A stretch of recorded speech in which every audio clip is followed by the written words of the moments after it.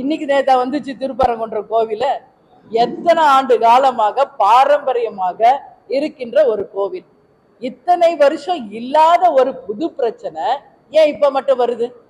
அப்ப இதுக்கு பின்னாடி என்ன நடக்குது? எப்பெல்லாம் திமுக ஆட்சிக்கு வருதோ அப்பெல்லாம் மதத்தை தூண்டி ஜாதியை தூண்டி ஒரு அரசியல் செய்வதாக மக்கள் கிட்ட ஒரு கருத்து இருக்கிறது என்பதை யாரும் மறுத்திட முடியாது. இத்தனை வருஷம் திருப்பரங்குன்றத்துல இல்லாத ஒரு பிரச்சனை புதுசா இப்ப ஏன் வருது? அப்ப எலெக்ஷனுக்கு இன்னும் ஒரு வருஷம் இருக்குதுன்றதுனால இந்த பிரச்சனையை கையில எடுக்கிறாங்களா அப்படின்ற கேள்வி மக்கள் கேள்வியாக நான் இதை கேட்கிறேன். இன்னைக்கு ஒட்டுமொத்த மக்கள் சந்தேகப்படுறாங்க. இதுக்கு பின்னாடி அரசியல் தான் இருக்கே ஒழிய வேற எந்த ரீசனுமே கிடையாது. பிரியாணி அங்கதான் போய் சாப்பிட்டோம். அவங்க பிரியாணி உண்மையிலேயே அங்க போய் சாப்பிட்டாங்களா இல்லையா என்பது கூட இன்னும் யாருக்கும் தெரியல.